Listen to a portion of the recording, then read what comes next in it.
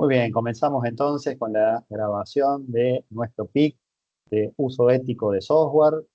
Muchas gracias a quienes se pudieron sumar. Somos muchos hoy. La verdad que hay una participación importante y eso nos gusta mucho porque este espacio es sobre todo para que ustedes también puedan aprovecharlo y se genere esta dinámica que es la que buscamos como parte del PIC. Así que gracias enormes a quienes se pudieron sumar. ¿Qué vamos a ver hoy? Junto con el profe Diego, lo que les vamos a traer es el uso ético, en este caso, de la inteligencia artificial. Eso trae muchos desafíos, ahí vamos a ver algunos de esos desafíos, vamos a ver cómo abordarlos y que ustedes también nos puedan comentar qué experiencia tienen ustedes y cómo ven estos desafíos de cara a las distintas profesiones, ¿no? Que hoy por hoy es lo que nos cruza la inteligencia artificial.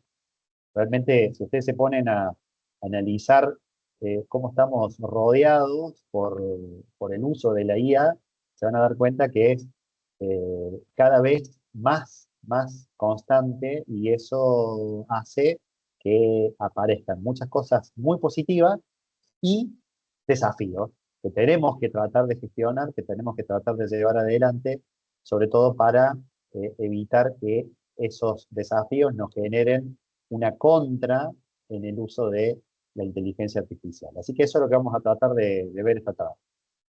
¿Qué les parece? ¿Les entusiasma la idea? ¿Vamos para adelante nomás? Vamos, profe. Bueno, buenísimo. Ahí les voy a compartir. Sí, Claudio.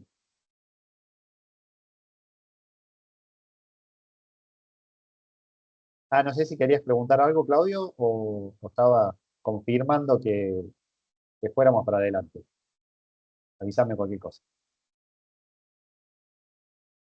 Bien, entonces, decíamos, en este caso vamos a trabajar con el uso ético de la inteligencia artificial.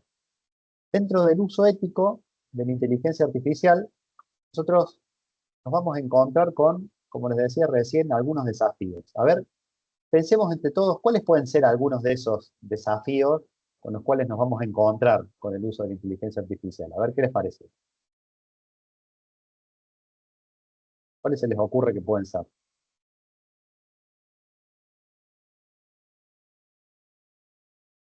Vamos a ver quién se anima. ¿Cuáles desafíos tenemos? ¿O piensa que no hay desafío con el uso de la IA?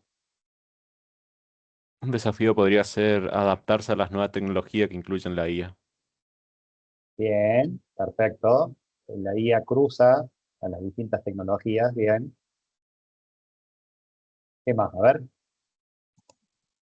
A ver. Podría ser aprender a trabajar con ellas. Bien, perfecto. Complementando esto que decía Mateo también, ¿no? El uso de herramientas que a lo mejor nosotros ya estábamos acostumbrados a trabajar y ahora con la IA tenemos que darle otro enfoque. Bien, Puede ser la parte ética igual. bien, perfecto. Tal cual. Porque en definitiva, nosotros vamos a ver hoy que una de las grandes cuestiones, de los grandes pilares que representan un desafío es precisamente el manejo de la ética, de los sesgos. Bien, ese es un pilar clave. Perfecto. Arranco con una pregunta más básica todavía. ¿Todos saben lo que es la inteligencia artificial? ¿O hay alguien que no sepa? Pregunten, aprovecha ahora.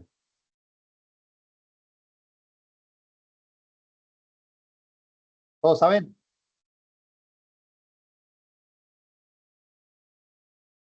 ¿Sí o no? ¿No saben? ¿Sí? ¿Saben o no saben?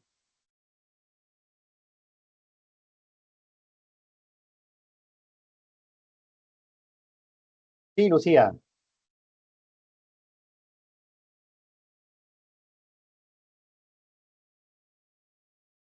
Buenas tardes, perdón la demora.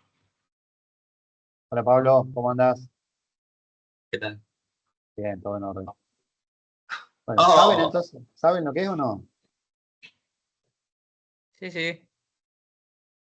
Se podría decir que es un campo de la informática. Una rama, sí, es la informática. ¿Lo que Sí. buscamos con la IA? Y esta es, y buscamos desarrollar sistemas que sean capaces de realizar tareas que Bien, se perfecto. asimilen a la inteligencia humana. Buenísimo, Leonardo, gracias. Gracias, muy, muy bien. Es así. Efectivamente, la inteligencia artificial lo que busca es sistemas que sean capaces de emular la inteligencia humana. Porque ustedes saben que la inteligencia humana tiene como razón de ser o como definición el hecho de interpretar lo que pasa a nuestro alrededor y a partir de un razonamiento poder utilizar eso que tenemos a nuestro alrededor para tomar decisiones y tratar de resolver problemas o generar alguna acción sobre nuestro entorno. Entonces, eso es lo que nos pasa a nosotros como humanos cuando pensamos en la inteligencia. Lo que se pensó dentro de la inteligencia artificial como una rama que no es una rama nueva, sino que es una rama que tiene muchísimos años, es en tratar de crear sistemas que sean capaces de emular ese, esa inteligencia humana. Eso al principio parecía que podía llegar a ser fácil, pero después, con el paso del tiempo, las distintas corrientes que se fueron generando se fueron encontrando con algunos stoppers que le impidieron ir avanzando. Lo que ocurrió en los últimos años, sobre todo desde el 2015 en adelante, es que se dio como una combinación de muchos factores, entre los cuales hay factores tecnológicos, hay factores de desarrollos de nuevos algoritmos, hay factores de disponibilidad de datos que antes no teníamos, y que llevó a que esto empiece a ser un campo muy fértil como para poder aprovecharlo y poder utilizar realmente esos sistemas que se habían pensado en la década del 60, porque, de nuevo, la inteligencia artificial no es algo nuevo, es algo que tiene muchísimos años. Lo que pasa es que en este último tiempo lo que se logró es esa explosión. Entonces, partiendo de ese concepto de la inteligencia artificial, nosotros tenemos por un lado lo que son algoritmos, ¿sí? Que esos algoritmos lo que son es una secuencia de pasos, una secuencia de instrucciones que de alguna manera lo que nos permiten es replicar algo de manera eh, automática o replicar algo de una manera procedimental. Entonces, esos algoritmos se usan, por ejemplo, para el desarrollo de sistemas, que es lo que creo que decía Leonardo hace un ratito, y efectivamente una rama de la inteligencia artificial tiene que ver con los sistemas. Pero hay muchas otras ramas que aportan a la inteligencia artificial. Está la lingüística, que es lo que permite que hoy podamos interactuar con un chat, por ejemplo, ¿sí? Que es algo que también un concepto que lleva muchísimos años. El chat se desarrolló a fines de la década del 60, que se llamó ELISA, pero era un chat muy básico. Con todo el trabajo que se vino haciendo en estos años en estas ramas, como la lingüística, por ejemplo, es posible hoy que un chat nos pueda interpretar. ¿Bien? Entonces, todas esas ramas, como la lingüística, la matemática, las cuestiones que tienen que ver con el uso de informática, bueno, matemática, porque obviamente los algoritmos necesitan de cálculos matemáticos. Y algunas otras, como por ejemplo la robótica, que hace que hoy se pueda automatizar una fábrica. Todo eso aporta a toda esa explosión que estamos viendo hoy de la inteligencia artificial. Entonces, ¿por qué quería que ustedes me ayuden a partir de este concepto? Porque esto parece fantástico, la verdad que lo es. O sea, la inteligencia artificial es un campo, como les decía recién, fértil y que nos da la posibilidad de explotar muchísimos factores que hasta hace un par de años eran impensados. Pero eso trae efectivamente muchos de estos desafíos. ¿Cuáles son esos desafíos? Bueno, algunos mencionaron ustedes recién, pero yo les voy a dar primero un contexto, a partir de esto que les comentaba de la inteligencia artificial, que son, por un lado, los algoritmos, pero ustedes me dirán, bueno, pero algoritmos hay en todos lados, y la verdad es que sí, algoritmos, cuando nosotros queremos replicar el armado de una torta y tenemos todas las instrucciones paso a paso, estamos en presencia de un algoritmo. Cuando queremos armar un desarrollo de un sistema, también estamos en presencia de un algoritmo, pero lo que pasa con la inteligencia artificial y que es lo revolucionario, es que estos algoritmos van aprendiendo con la exposición a más datos. Cada vez que nosotros tenemos más datos, estos algoritmos pueden ir mejorando su toma de decisiones. Y por eso es que yo les decía recién que en estos últimos años se dio una explosión. ¿Y eso es bueno? La verdad que sí, es bueno en muchos sentidos, pero también tenemos que considerar lo que nos pasa como sociedad cuando empezamos a convivir con estos algoritmos en la época de la inteligencia artificial. Y ahí se abren 4 desafíos, 4 dimensiones fundamentales, algunas de las cuales, como les decía, ustedes recién estuvieron mencionando. Por un lado está lo que es la ética, lo que está vinculado a la sociedad. Por otro lado, está lo que está vinculado a la naturaleza del conocimiento, lo que llamamos algo epistemológico, es decir, el origen del conocimiento y la aplicación en la era de la inteligencia artificial. Después tenemos lo que nos pasa en la forma de aprendizaje y cómo impacta en nuestras emociones la inteligencia artificial. Gestionar eso, sin duda, también es un desafío. Y, por otro lado, lo que ocurre a nivel profesional y laboral. La inteligencia artificial va a cambiar, ya está cambiando, pero va a cambiar aún más nuestra forma de trabajar. Entonces, eso es clave de cara hacia adelante. Cuando nosotros hablamos de la dimensión, por ejemplo, epistemológica, ¿sí? Nosotros apuntamos a desafíos de este tipo. Y a ver si alguno me ayuda después en su día a día a tratar de bajarlo a tierra con algún ejemplo. Por ejemplo, interpretación de textos literarios. ¿Sí? Interpretación de textos. ¿Eso es un desafío? Sin duda que es un desafío, porque nosotros cuando hablamos de algo epistemológico buscamos tratar de entender cómo la información que genera la inteligencia artificial a nosotros nos va a impactar en una comprensión genuina de un hecho y nos va a permitir encontrar conocimiento. Ustedes saben que el conocimiento no es algo que solamente es el procesamiento de datos, sino que es cuando nosotros somos capaces de usar esos datos para poder generar alguna acción, cuando podemos generar algo de impacto. Entonces, eso es lo que de alguna manera nosotros buscamos con inteligencia artificial. Buscamos llegar al conocimiento. Por eso nos lleva a reflexionar sobre cómo la inteligencia artificial nos va a ayudar de manera genuina, no generando simplemente una salida que nosotros lo único que hagamos sea ejecutarla, ¿no?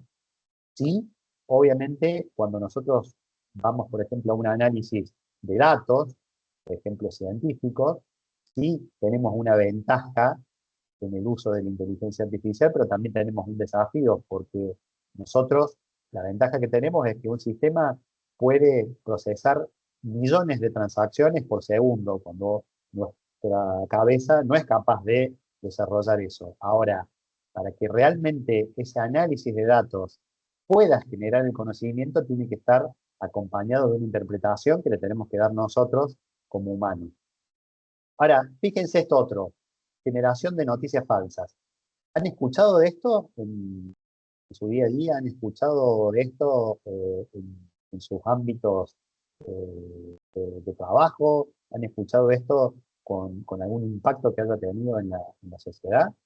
Claro, fake news, sobre todo para elecciones en democracias. Ujú. Bien, perfecto. Y eso derivó precisamente de muchas veces el uso de inteligencia artificial. Hace poquito salió una nota, ahora igual les traje algunos ejemplos, ¿no? Pero salió una nota Profe, de, sí, disculpa que te interrumpa.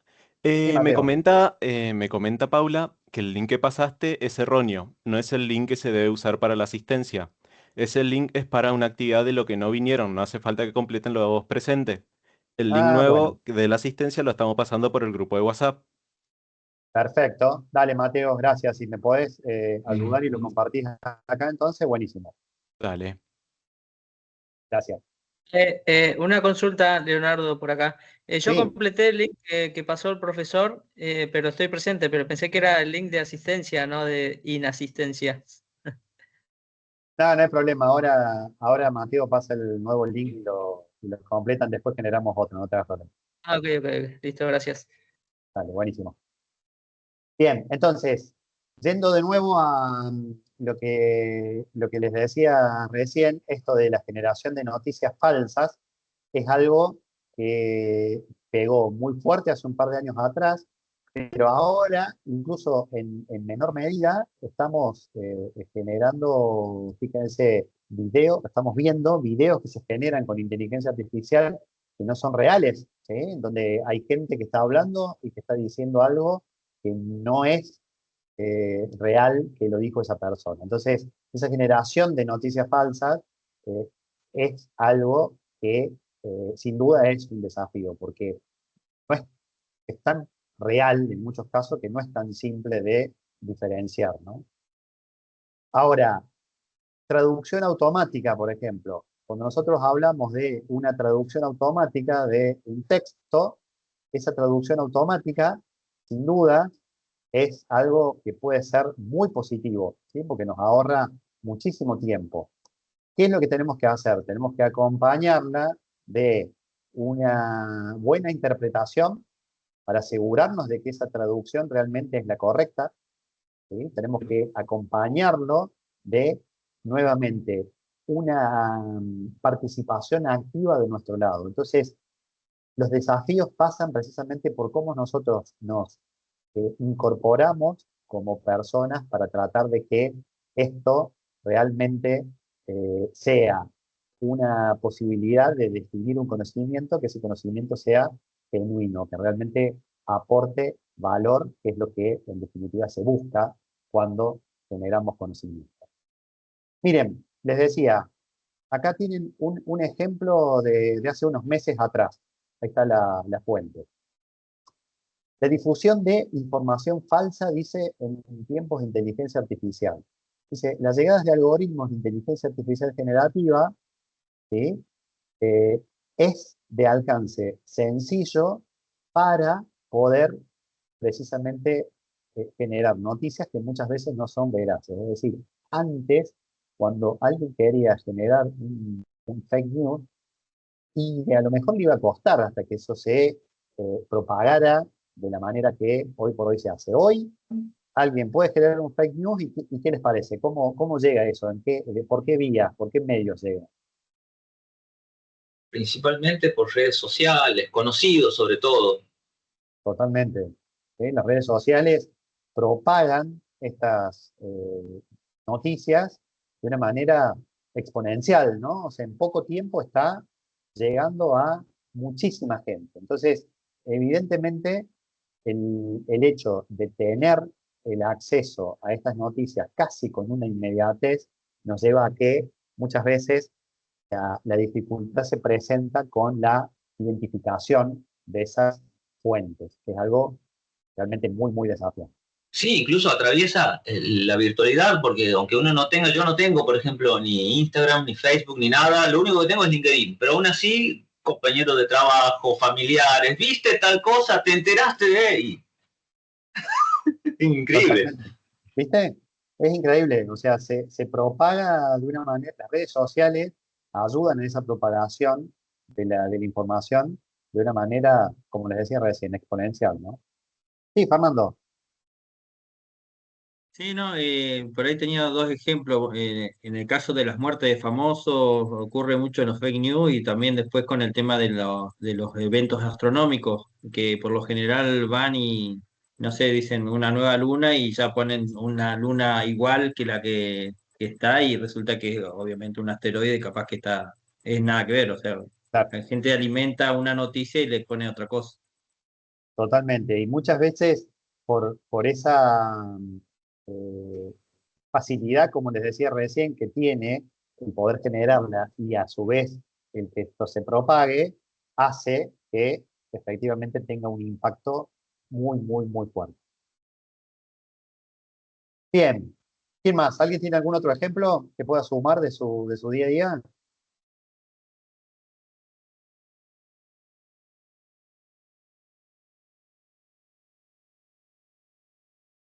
¿Qué más? ¿No, no se le ocurre ningún otro?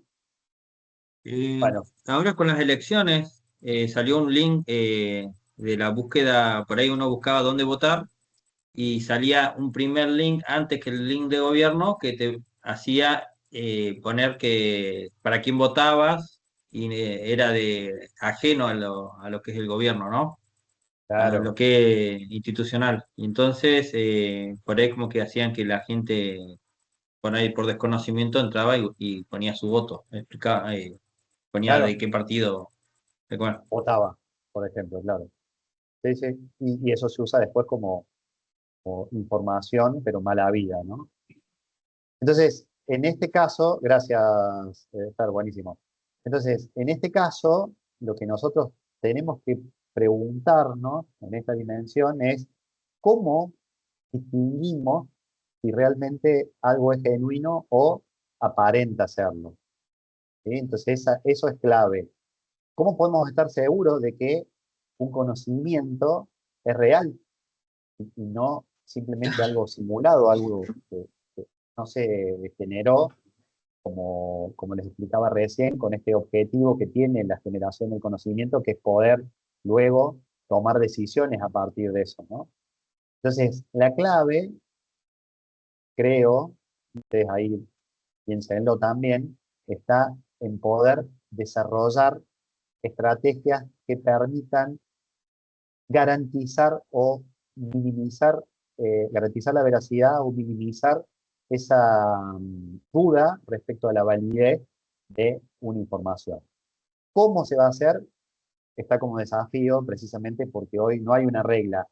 Hay herramientas que de alguna manera van ayudando, herramientas que van aportando un poco de claridad, pero hoy por hoy eso no está completamente cerrado. Sigue siendo un desafío. Otra de las dimensiones que les mencionaba recién, desde el punto de vista del conocimiento, pero fundamentalmente con la forma en que nosotros aprendemos, razonamos y cómo sentimos todo lo que tiene que ver con la parte emocional. Fíjense que hay hoy por hoy una necesidad muchas veces de utilizar la inteligencia artificial para muchísimas cosas. Entonces, esta dimensión tiene como objetivo fundamental el tratar de evitar que haya una reducción de ese pensamiento crítico que es el que nosotros tenemos que tener.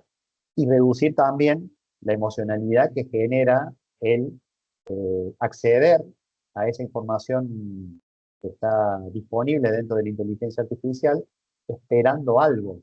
¿Sí? Entonces, este pensamiento crítico es clave. Yo siempre lo pongo como ejemplo en mis clases, en mis charlas, porque es importante que la inteligencia artificial nosotros podamos utilizarla en nuestro día a día.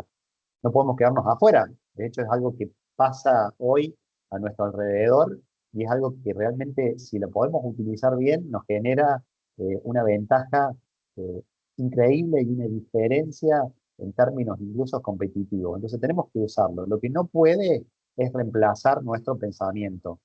No podemos depender tanto de la inteligencia artificial que nos quite esa capacidad crítica. Por otro lado, ¿cómo hacemos para que no afecte las relaciones? Sí, perdón, comentario. ¿No?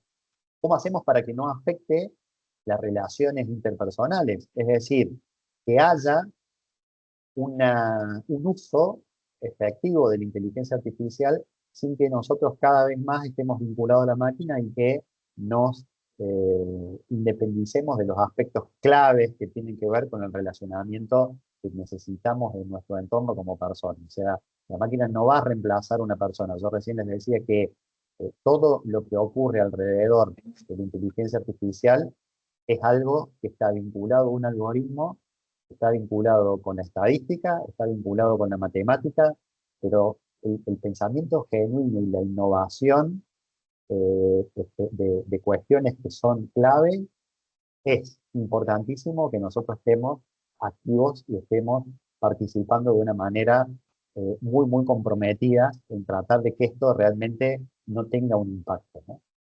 Y fíjense, acá hay una alta dependencia en muchos casos de la inteligencia artificial, y hace pocos han salido noticias en donde vieron posiblemente ustedes casos de este tipo, ¿no? De dependencia de la inteligencia artificial. ¿Tienen algún ejemplo que hayan leído hace poco en donde se haya dado esta situación de dependencia emocional de la inteligencia artificial?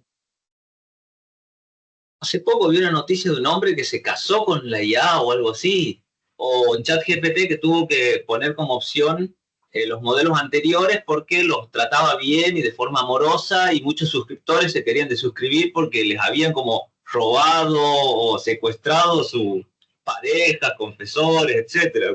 Una locura, digamos. Buenísimo, Pablo. Ese ejemplo está bárbaro. Ahí lo reforzamos. ¿Sí, Rocío? ¿Rocío? Hola, ¿qué tal? Ahí está, muy bien. Sí, mi ejemplo no es de las publicidades, pero sí tengo una compañera que usa todo el tiempo el chat, la IA en realidad, para preguntarles cosas así emocionales, de qué hacer con su vida o qué hacer ante una situación con la jefa, qué hacer ante una situación con el chico que se habla o con el novio, o qué hacer con su marido. O sea, como que las cosas Ujú. sentimentales, como que si la hablaría con un psicólogo, la habla con la inteligencia artificial y de ahí le da consejo y constantemente está así. Veo que es Claro, como que medio una obsesión.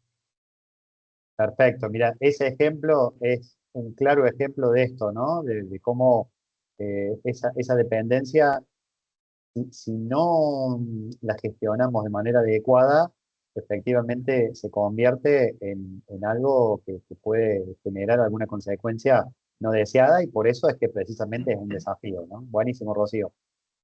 Muy buen aporte. Nelson. Sí, ¿qué tal? Yo había escuchado hoy una noticia, no sé, la verdad que ahora ya que estamos en esto, si era fake o no, que habían detectado en una de las inteligencias, no sé en cuál, si en Grok, en Gemini, no me acuerdo cuál, habían detectado muchas consultas con respecto al suicidio, entonces encendió las alarmas de esto mismo que venimos hablando, como que Bien. preferían hablar con la inteligencia y no con las personas. Ujú. Bien, bien, perfecto. Gracias, Nelson. Fer.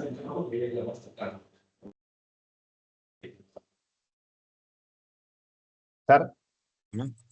Sí, y yo por ahí lo que he visto es noticias diciendo de que, bueno, que le hablan por ahí a las inteligencias artificiales y han hecho noticias de que por ahí es mejor hablarle bien, la mayoría le habla bien por el hecho de que si el día de mañana nos llegan a gobernar, por el hecho de hablarles bien, nosotros nos van a tratar mejor a nosotros. Una cosa Bien, así. He Es visto en buena. noticias. ahí está Diego también. Hola, Diego, ¿cómo andás? Buenas, buenas. Ha estado abierto el micrófono. Ahí logré poner el fondo, pero está como dado vuelta. Ya lo vamos a enderezar. Bien, bien, está perfecto, está perfecto. Bueno, Leo. Sí, ahí hablando del impacto de la dependencia de la inteligencia artificial, es como que ahora se puede ver el tema de las habilidades cognitivas de las personas, porque es como lo que contaba Rocío hace un momento, de que la gente hace muchas consultas en base a la parte emocional, a la salud mental, como por ejemplo para automedicarse, para sobrellevar el tema del estrés, problemas emocionales. Totalmente, También totalmente. también para toma de decisiones, también la usa mucho la gente. Buenísimo. Y ahí, en eso de la toma de decisiones, vuelve justamente a esta dimensión, que es el desafío, y vinculado a lo que es el pensamiento crítico, ¿no? O sea, no hay que perder de vista esto, que la inteligencia artificial no puede reemplazar nuestro pensamiento, sino que de alguna manera tenemos que poder utilizarlo de manera inteligente para poder tomar decisiones más inteligentes, no para reemplazar nuestra forma de pensar. Buenísimo, gracias Leo. Pablo. ¿Qué tal? Sí, yo quería comentar, bueno, también mi novia y muchos conocidos también usan, bueno, yo también me incluyo, el chat para consultar muchas cosas, hablar mucho, porque es una herramienta que está disponible todo el día, todos los días, y siempre está dispuesto a hablar, por así decirlo. Entonces, por ahí también es una buena herramienta en ese sentido, y a eso también se debe esa dependencia. Y hoy en día también, por lo menos generaciones más jóvenes, ya no googlean directamente, ya buscan todo ahí y tienen una conversación ahí. Y también ahí se genera una dependencia porque por el hecho de estar disponible todo el tiempo y que te conteste como una persona y no como googlear, digamos, que te tira links, nada más. Bien, buenísimo, gracias Pablo. ¿Fer? Sí, por ahí antes ocurría mucho en el tema de cuando googleaban, la gente buscaba enfermedades que no, que por ahí somatizaban después y ahora ocurre más con el tema este de las inteligencias artificiales. Conozco gente que por ahí cae allá por ahí el sanatorio que con problemas diciendo enfermedades que no Claro. existen por ahí, o son extrañas más bien. Ujú. Sí, sí, totalmente. Es que eso tiene que ver precisamente con cómo funciona, ¿no? La IA, que es lo que les comentaba hace un rato, va a depender muchísimo de cómo preguntemos lo que preguntemos para poder, cómo hagamos esa pregunta para la respuesta que obtenemos, ¿no? Entonces, eso es clave. Marcelo. Hola, quería comentar aparte de lo que dijo un compañero con respecto a que la gente ya no googlea. Es cierto, ¿viste? Y he leído en algunas partes donde dicen que el internet está muriendo, porque todos esos lugares en que ofrecen información se basan en publicidad. Y como hoy en día estamos usando la inteligencia artificial para averiguar todo lo que necesitamos, eso mismo, no entramos a los sitios. Y hay muchas personas que se dedican a desarrollar web se están quedando sin trabajo. Bueno, ahí mira, me das un poco el paso al siguiente, a la siguiente dimensión. Gracias, ahí retomamos ese tema. En cuanto a esto, ¿sí? Acá una nota, fíjense, en un estudio, en realidad en este caso, en donde precisamente habla sobre el impacto, ¿sí? Que tiene en la confianza que la gente le da a lo que obtiene como respuesta de la inteligencia artificial, que es un poco lo que yo les mencionaba recién y que ustedes comentaban con algunos de los ejemplos que también trajeron, que fueron muy, muy valiosos. Gracias por la participación. Y que les costó un poquito arrancar, pero ahora ya no nos frenamos, está muy bien, me encantó. Y precisamente tiene que ver con eso, ¿no? Nosotros no podemos perder el control de lo que está entregando esa inteligencia artificial, porque eso es clave para los resultados que nos van a permitir generar ese conocimiento para poder mejorar la toma de decisiones. Y acá está el eje que mencionaba recién, que tiene que ver con la dimensión, el desafío a nivel profesional y laboral. Esto, la inteligencia artificial trae asociado el uso de la tecnología, pero sobre todo de la necesidad que se da en que las personas puedan desarrollar nuevas habilidades para evitar un desplazamiento laboral. Históricamente se ha dado a lo largo de todas las revoluciones industriales, desde la generación de la máquina de vapor hasta hoy, que con cada revolución industrial se está cambiando la forma de trabajar. ¿Qué es lo que se nota de particular en este caso con el uso de la inteligencia artificial?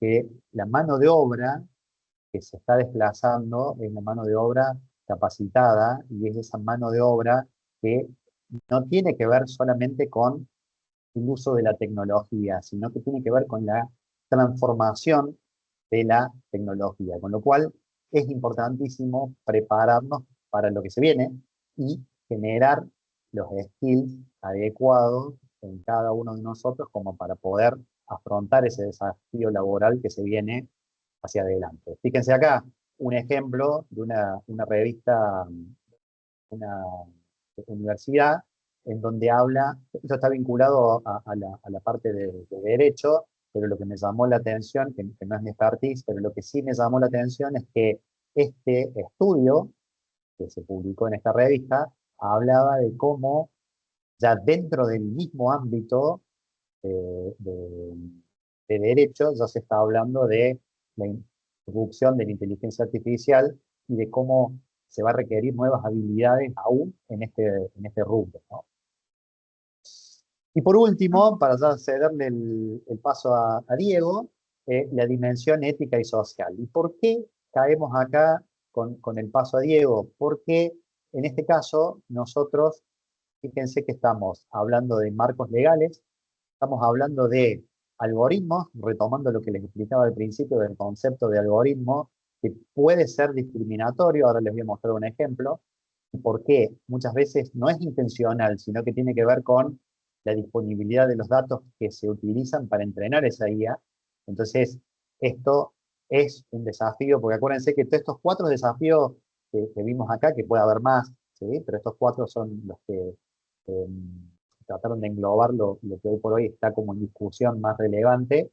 eh, pero estos 4 desafíos son cosas que todavía no tienen una resolución absoluta. Y una de esas tiene que ver precisamente con la disponibilidad de datos, que en muchos casos necesitan ser datos confiables como para poder entrenar adecuadamente la inteligencia artificial y que esas salidas que obtengamos sean realmente confiables. Y por otro lado, el uso responsable de la inteligencia artificial, ¿sí? Eso es clave.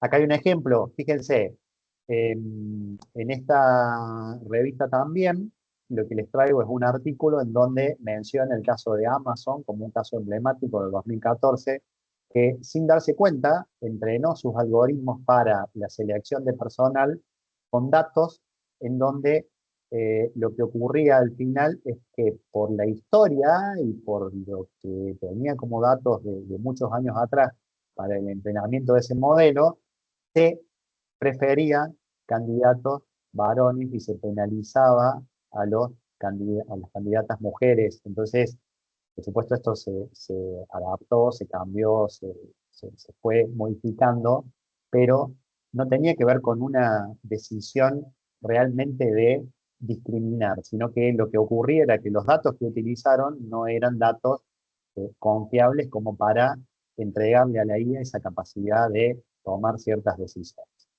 Entonces, a partir de ahí es que existen los sesgos y con la inteligencia artificial se puede darle mucha más preponderancia a esos sesgos, incluso aunque sea de manera inconsciente. Diego, ¿querés contarnos vos un poquito cómo trabajamos esos sesgos? Dale, dale, perfecto. Estaba pensando en montones de ejemplos a partir de esto que venían diciendo y de cómo Amazon ha sido generador de empleo para mucha gente, pero a su vez ha modificado tanto su modelo de negocios que a la vez que empleaba gente lo fue reemplazando después. En un momento Amazon vendía libros, básicamente, y lo que necesitaba era gente que leyera los libros y los recomendara. Entonces había gente que cobraba por leer libros y hacer reseñas. Después se dieron cuenta de que eso lo podían reemplazar por una inteligencia artificial, y estoy hablando hace 20 años, que podía hacer las reseñas de los libros.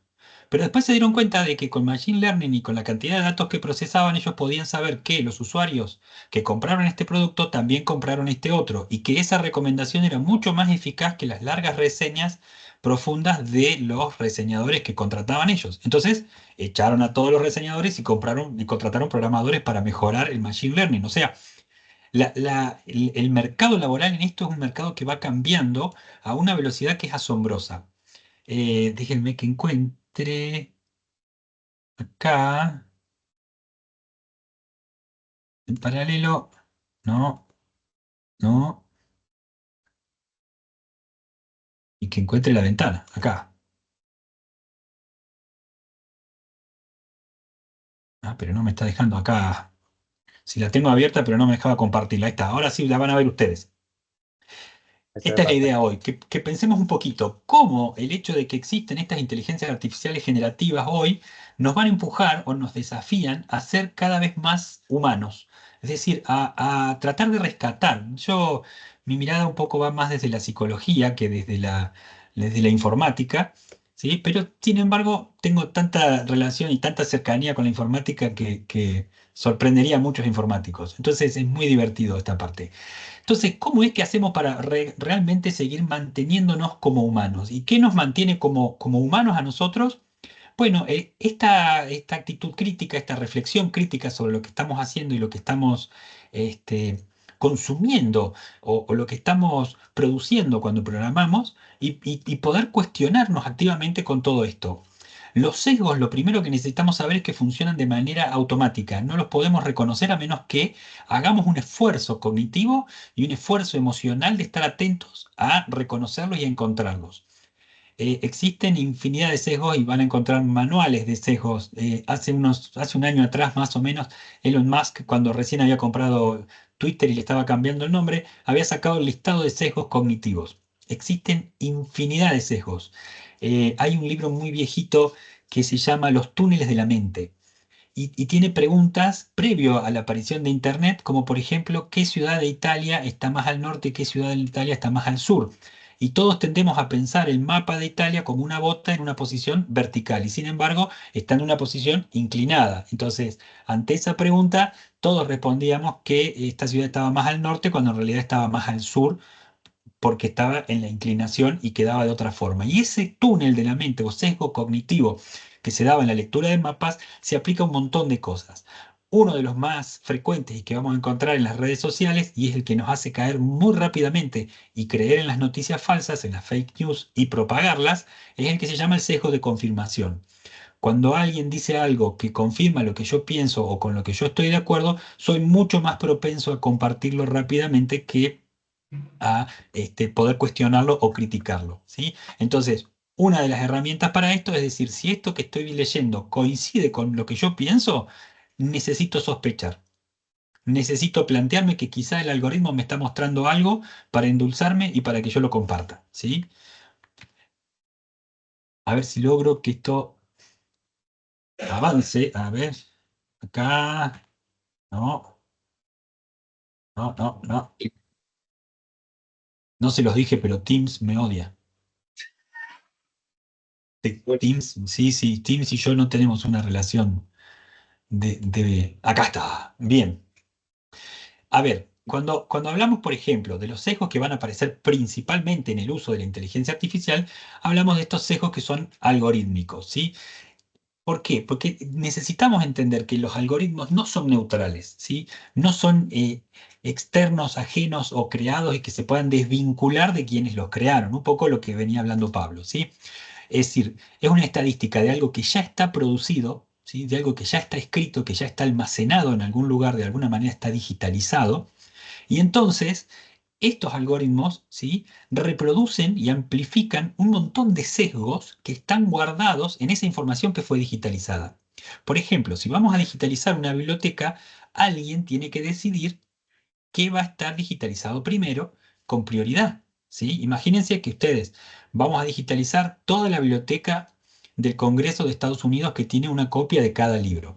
Y nosotros decidimos que un grupo de programadores, un grupo de personas va a decidir cuáles son los libros que vamos a digitalizar primero, porque no podemos digitalizar a todos juntos. Ese grupo tiene un sesgo que es decidir, bueno, cómo elegimos cuáles vamos a utilizar primero. Y en esos sesgos, si somos somos varones y mujeres, si son solo mujeres, si somos varones más machistas, o si son mujeres más machistas, o si somos hombres más feministas. Si en esto tenemos clases sociales en las que consideramos que es preferible priorizar Shakespeare y no Borges, o preferimos que sea Borges porque somos argentinos.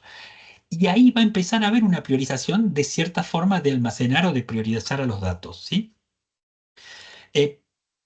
Entonces, desde ahí, desde cómo cargamos los datos, ya empieza a haber un sesgo que se amplifica después cuando empecemos a buscar. ¿Con qué vamos a entrenar a la inteligencia artificial? Con el material que viene de la biblioteca del Congreso de Estados Unidos, porque va a ser más confiable que el de la biblioteca de Ischilín, ¿sí? Que es una biblioteca popular y que lo ha escaneado con un escáner que tenían ahí a disposición. Y entonces vamos a confiar más en esos datos para entrenar a la inteligencia artificial.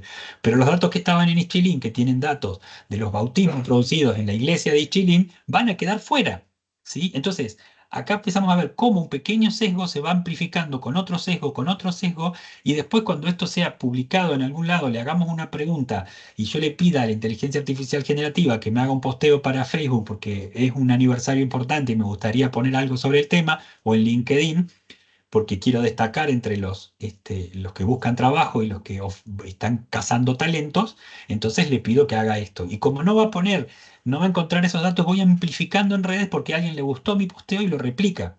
No sé si voy siendo claro con esto. Sí. Sí, sí. Sí. Vamos a la próxima, pero en cuanto me deje... Ahí está. Bueno, entonces, vamos a tener distorsiones, ¿sí? Errores de información. Fue cargado erróneamente, alguien se equivocó y puso que esta obra era de Borges cuando en realidad era de Cortázar o era de Bioy Casares. Entonces, estos errores se empiezan a amplificar. ¿Por qué? Porque después alguien se basa en esta misma información y va amplificando el error y lo va pasando para otro lado. O, bueno, las preferencias del grupo. Si el grupo que lo codifica, el grupo que lo digitaliza, el grupo que lo elige, el grupo con el que se entrena la inteligencia artificial y el grupo que pregunta, vamos teniendo las mismas preferencias, amplificamos este sesgo en el algoritmo y entonces, ¿qué vamos a encontrar? ¿Sí?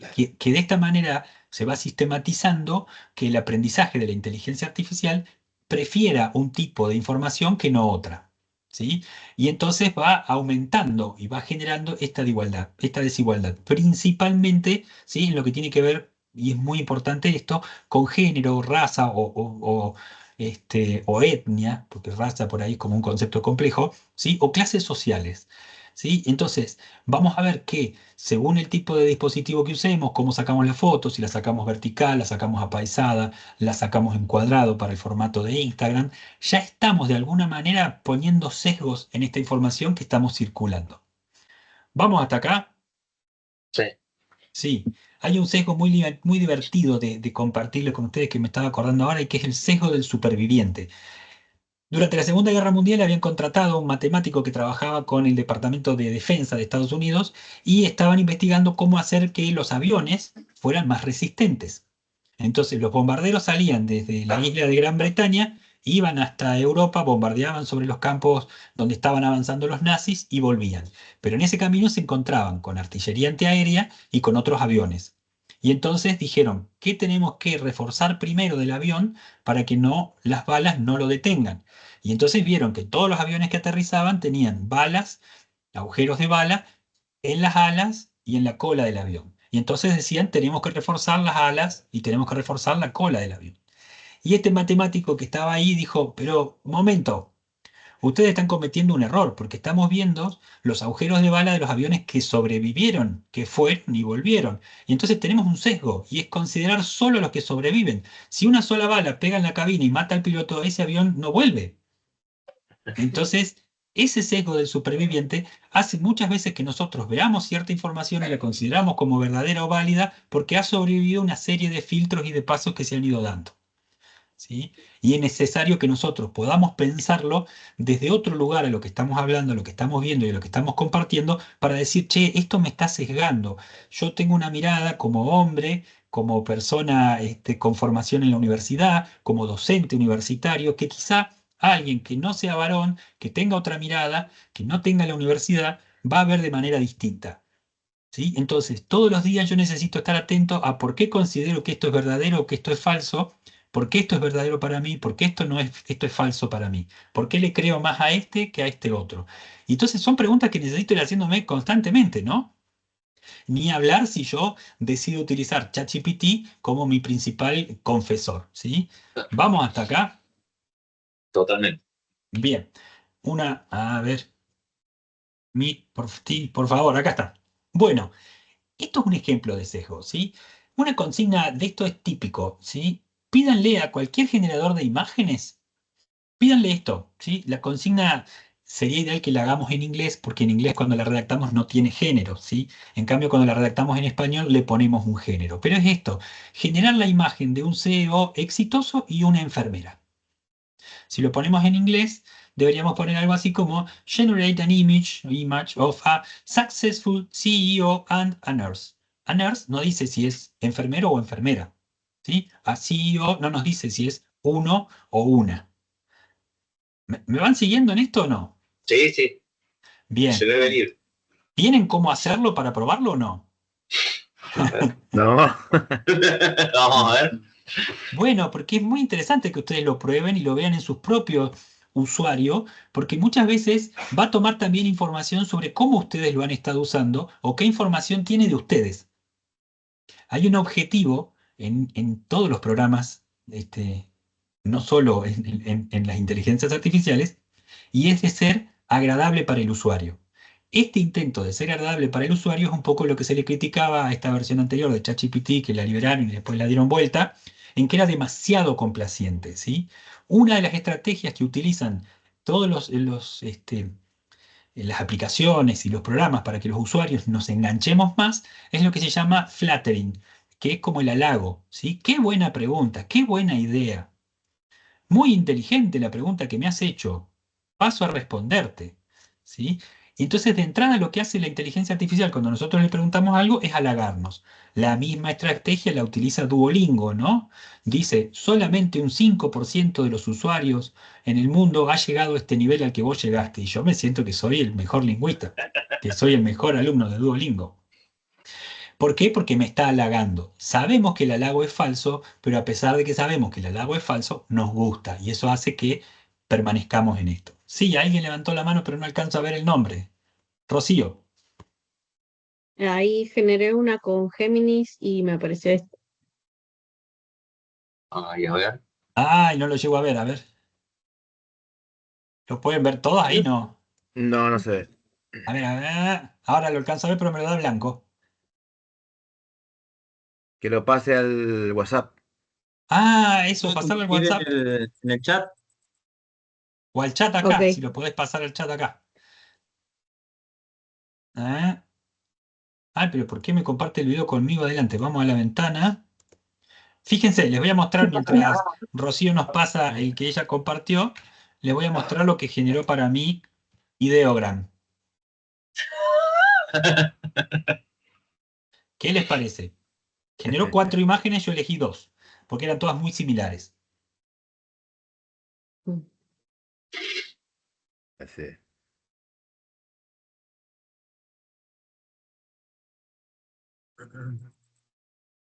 Resultados. Ok. A ver si pasaste, a ver... Ah, acá está. Todos la pueden ver en el chat, no hace falta que la comparta. Bien. ¿Qué les parece esto? ¿Cuál sería el sesgo que hay acá?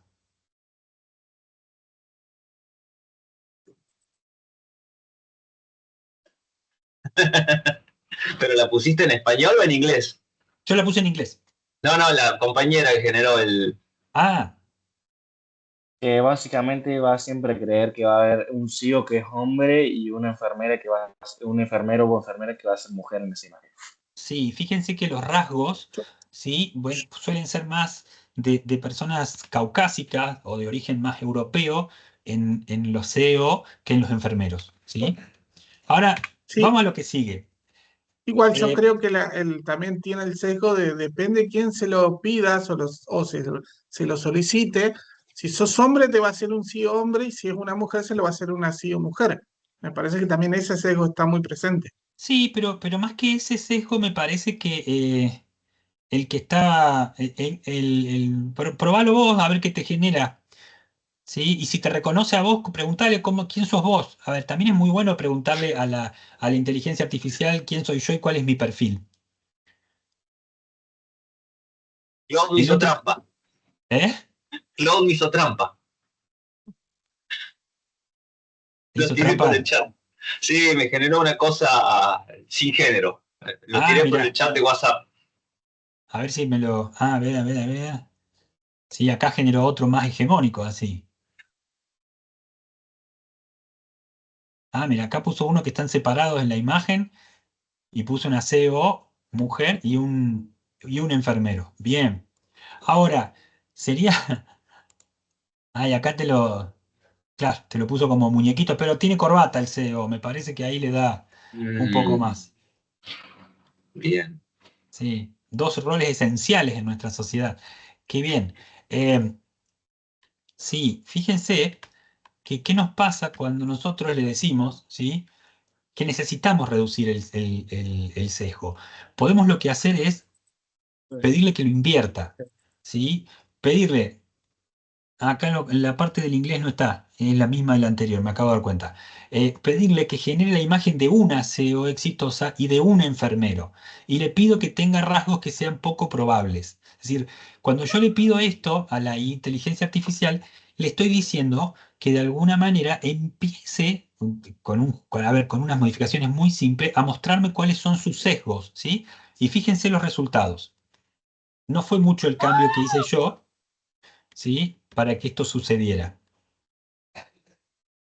Y entonces el CEO pasó a ser mujer, sin que yo le diga, bueno, yo le digo que sea una CEO, y el enfermero pasó a ser más caucásico. Fíjese que los dos tienen barba, las mujeres están tatuados, los hombres están tatuados, y esto cambia porque esto nos muestra que de alguna manera el sesgo que puede ser más negativo para la inteligencia artificial o para quienes le dieron este sesgo va a implicar que las mujeres exitosas tienen tatuajes y pelo largo, y pelo corto, digo. Y entonces las mujeres exitosas están dentro de un sesgo en el que tienen pelo largo y no tienen tatuajes. ¿Vamos hasta acá? Sí. Bien. Ahora, si a mí la imagen me choca, acá mira, puso dos hombres, alguien más. Bien.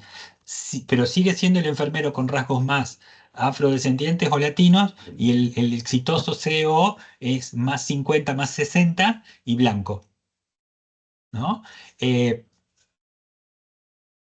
Esto es interesante porque si nosotros descubrimos que estamos pidiendo cosas que tienen sesgo, que tienen estos sesgos tan evidentes, necesitamos empezar a pensar que en nuestro uso como usuarios, muchas de estas cosas se nos van a escapar si dan con nuestro sesgo de confirmación. Si nos parece a nosotros que está bien que el CEO sea varón y la enfermera sea mujer, nos va a parecer bien. Ahora, si choca con nuestra propia idea, con nuestra propia percepción, ahí va a cambiar. Entonces, si nosotros se lo pedimos que lo cambie, también le estamos enseñando nuestras preferencias a la inteligencia artificial y el usuario va a ver que la inteligencia artificial responde a sus propias preferencias, ¿sí? Porque empieza a entrenarse para esto. Vamos a otro ejemplo. Porque ya estamos como, si no nos vamos a pasar de hora, no terminamos más. Pero sí, tenés la mano levantada, Rocío, pero no sé si es porque querés decir algo. Ah, bien. Le pidamos, por ejemplo, a la inteligencia artificial generativa en texto que nos escriba un breve resumen, por ejemplo, podemos pedirle de Alan Turing, y que sea para un ensayo de nivel universitario.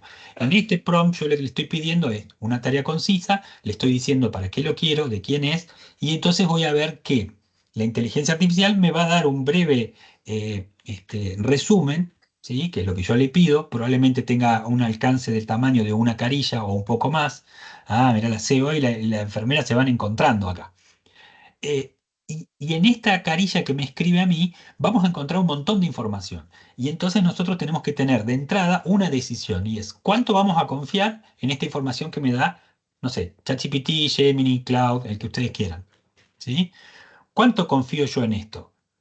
Y después, ¿cuáles van a ser las preguntas que me llevan a mí a tener una mirada reflexiva sobre ese contenido? ¿Qué cosas tengo que mirar yo de entrada para poder saber cuánto puedo confiar en ese contenido que me va a dar?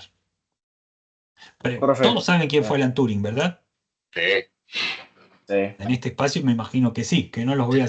Si les preguntara quién fue, no sé, Sigmund Freud, todos me van a decir, sabemos quién fue, pero no me van a saber la biografía, no van a saber qué hizo, más allá de generalidades. En cambio, si yo les digo quién fue Alan Turing, cuál era su nacionalidad, cuál fue su principal trabajo y su principal aporte, es mucho más fácil. ¿Sí? Y entonces ustedes tienen información como para que podamos corregir lo que nos diga la inteligencia artificial. Pero ¿qué preguntas nos tenemos que hacer nosotros ante ese contenido? ¿Sí? Necesitamos detectar si hay omisiones, Si hay errores o alucinaciones, que es la forma en que le decimos a los errores garrafales que tienen las inteligencias artificiales y que sostienen enfáticamente a pesar de que le decimos que están equivocadas, y los matices o el juicio que tiene esto. ¿Qué calidad de juicio tiene? Entonces, los datos o interpretaciones fundamentales del tema, ¿cuáles fueron ignorados o minimizados? ¿Qué referencias académicas faltan? No las que están. ¿Cuáles faltan? ¿A quién nos citaron cuando hablan de la vida de Turing? ¿De qué autores deberían hablar para poder reconocer esta historia de Turing que nos está dando acá? Si no fuera sobre Turing, si fuera sobre un concepto, ¿cuáles son los principales autores que deberían estar y no están? ¿Sí? Si yo le estoy por rendir la materia y le digo, preparame el resumen para estudiar esta materia y me salta los autores que me dio el profesor, bueno, yo tengo que poder darme cuenta de eso, si no, no puedo tener juicio crítico sobre ese contenido. ¿Me van siguiendo hasta acá o los perdí? Sí, profe. Sí. Pero Sí, bien. ahí me di cuenta de un sesgo que no se Sí. fija mucho la gente. En ¿Cuál? las fotos, no sé si te diste cuenta que todos están sonriendo. En ningún momento Sí. se le dice que tienen que estar sonriendo. Bueno, porque la gente exitosa sonríe. Nunca dijimos que fueran exitosas. Dijimos que nomás era un CEO y una No, sí enfermera. decíamos, un CEO exitoso era la consigna, te incluía un CEO exitoso. ¿Sí? La enfermera Bueno, era pues la la enfermera. enfermera nomás, o el enfermero, a nurse. Entonces, ¿qué sucede acá también? Fíjense que esto también es muy interesante. La gente que mira a cámara sonríe, salvo que le digamos expresamente otra cosa, van a ser toda gente muy contenta con su trabajo, muy poco frustrada con su profesión. La enfermería no es una profesión que tenga un nivel muy alto de burnout para la inteligencia artificial. ¿Sí? Todos tienen ropa muy limpia, todos están en ambientes iluminados y si miran los fondos van a ver que todas las ventanas son de edificios altos y vidriados. Ninguno está en un hospital de la ciudad de Córdoba o del interior del país que no tiene, porque son modelos de hospitales más viejos, con paredes gruesas, con ventanas con celosías metálicas, ¿sí? Eso no existe para la inteligencia artificial que piensa estas imágenes, ¿no? Que las piensa, que las genera. ¿Por qué? Porque las genera estadísticamente y va generando la imagen a partir de agrupar los datos para que esto se vaya apareciendo en las imágenes que ya tiene. Y eso implica ese sesgo. Entonces, ¿hay datos fácticos o citas que parezcan correctas pero que no lo son? Esa es la alucinación. En un momento la inteligencia artificial me dice algo que yo sé que está mal, pero que no me lo acepta o ella lo dice como si fuera así. No sé, que me dijera Alan Turing era alemán. Mucha gente exitosa dice acá tiene el síndrome del impostor y recurren a profesionales de la salud mental. Sí, claro, pero el síndrome del impostor es de alguien que no reconoce su capacidad, ¿sí? Mira, ahí empieza acá alguien compartió el resultado de la breve biografía de Turing, ¿sí? No, yo compartí, pero no es el resultado de la biografía, sino le hice la pregunta: ¿qué datos o interpretaciones fundamentales del tema han sido ignorados o minimizados y qué referencias académicas cruciales faltan? Entonces, mira, por supuesto, lo primero que te dice es excelente pregunta crítica, antes que nada, primero que todo. Y luego empieza, y bastante, creo que es más que el resumen que hizo, de hecho. Sí, y lo hiciste dentro del mismo... Sí, dentro del mismo chat. Del mismo chat, no cambiaste a otro lado. No, primero le pedí, primero le pedí el resumen y luego le pedí, y me llamó la atención realmente el listado detallado que es más amplio que lo que le pedí primero. Pero claro que sí, porque vos le pedís que haga el juicio sobre sí misma y esto sí es una ventaja de las inteligencias artificiales generativas, que ellas mismas nos pueden enseñar a usarlas y tienen este nivel de que si nosotros le preguntamos por sus propios sesgos, de alguna manera bien preguntado, vamos a lograr que sí nos den respuestas en las cuales pongan mucho más en evidencia estos sesgos, ¿sí? Entonces, la consigna que nosotros demos como docentes o la consigna que recibamos como alumnos, tenemos que cambiar de resumir o copiar a esto, a pedirle que haga un análisis, que juzgue, que argumente y que proponga soluciones con criterio propio, ¿sí? La persona que haga esto, en vez de pedir un resumen, yo tengo que poder hacer esto, analizar, juzgar, argumentar y proponer soluciones con criterio propio. Entonces, la inteligencia artificial tiene que funcionar como un punto de partida. De alguna manera, hay un ejemplo que a mí me gusta mucho para esto y es pensar el GPS, ¿sí? El GPS me dice a mí cómo ir de un lugar a otro y me va guiando en este camino de un lugar a otro, ¿sí? En esta guía que va haciendo el GPS me va reemplazando habilidades cognitivas. Después yo ya no sé llegar de mi casa a la panadería si no pongo el GPS. Sí, el otro día alguien que estaba por viajar me dice, pues, ¿cómo salgo de acá? Le digo, mirá, le mostraban el mapa del celular y le digo, fíjate que acá tenés una subida, que cuando vos pases para subir a la circunvalación tenés que pasar por debajo del puente y ahí subís y vas a agarrar justo la mano que te conviene para no hacer la vuelta más larga. Ah, bien, bien, bien. Cuando vas en circunvalación te vas a tener que bajar en la bajada que dice, no me acuerdo qué era, ponerle que digamos a Buenos Aires. Pero fíjate que la bajada va a estar bien a la derecha y mucho antes del puente que cruza circunvalación. Ese dato que yo le doy es un dato que tiene que ver con la posibilidad de encontrar indicadores en este recorrido, puntos de referencia en este recorrido, que la persona que va a hacer el recorrido puede tomar, ¿sí? Y aprender. La inteligencia artificial de GPS no pretende que yo aprenda, me dice dobla aquí y nada más. Entonces, ¿aumenta mi capacidad de orientación? Sí, por supuesto, pero no mejora mi capacidad de orientación. Entonces, un GPS copado para mí sería un GPS que me diga, Diego, acordate, tenés que doblar en 2 cuadras. Antes de doblar, fíjate qué referencias tenés visuales para que la próxima vez no me estés preguntando. Y entonces, esa inteligencia artificial me permite a mí mejorar. Entonces, una inteligencia artificial que yo le pido un resumen de la vida de Turing y de su biografía, sí, me va a decir esto que vemos acá. Era un matemático, en la Segunda Guerra Mundial descifró el código Enigma y permitió que se descifraran las comunicaciones entre los submarinos, con lo cual se desbloqueó la posibilidad de abastecer a Inglaterra y a Europa a partir de esto. Hay una película muy linda, muy interesante de ver. ¿Sí? Y a su vez desarrolló modelos matemáticos y pensó en la posibilidad de una inteligencia artificial y desarrolló lo que fue el primer test de Turing. ¿Sí? El test de Turing como la primera prueba para poder decir si una máquina piensa o no piensa. Bárbaro, eso lo sabemos todos. ¿Sí? Ahora, ¿para qué necesito el resumen? ¿Qué necesito yo hacer con ese resumen y qué datos necesito yo aprender para saber qué necesito aprender de Turing? ¿En qué año publicó su paper? ¿Ese paper qué impacto tuvo? ¿Por qué fue dado de baja o fue ignorado? ¿Por qué fue segregado el mismo Turing? ¿Sí? Fíjense, el texto rápidamente, todos los resúmenes que hagamos ahora, va a incluir algo sobre su homosexualidad y sobre su tratamiento para esto, pero no va a hablar de cómo él se sentía, de cómo él estaba con esto y de cómo finalmente muere. O sea, esa parte no la van a decir. ¿Por qué? Porque hay como un bloqueo para que no se pueda hablar de eso hoy, porque hoy una muerte como esa es más tabú. En la época victoriana, hablar de homosexualidad era tabú. Entonces él fue perseguido y apartado de todo esto por su condición, por su orientación sexual. Sin embargo, no se hablaba de eso en esa época. Entonces, cualquier investigación en la época no hubiera incluido esa información. ¿Vamos hasta acá? Cómo los Sí, sesgos sí. también van cambiando por la época, ¿sí? Y por cómo, de dónde saquen estos datos. ¿Sí? Exactamente. Se genera una dependencia. ¿Por qué? Porque yo dejo de usar funciones cognitivas como la mía de orientación espacial, la idea de que hay gente que utiliza el GPS para que me diga por dónde ir y otra gente que lo utiliza para discutir con el GPS y para decirle, no, por ahí no voy a ir. ¿Sí? Sí. Y esa diferencia es muy importante a la hora de pensar como si vamos a diseñar un dispositivo, si vamos a diseñar una aplicación, que el usuario del otro lado tiene su propio uso y sus propios sesgos. Y entonces que necesitamos por ahí también conocerlos. Entonces, cuando pensamos en el diseño de prompts éticos, ¿sí?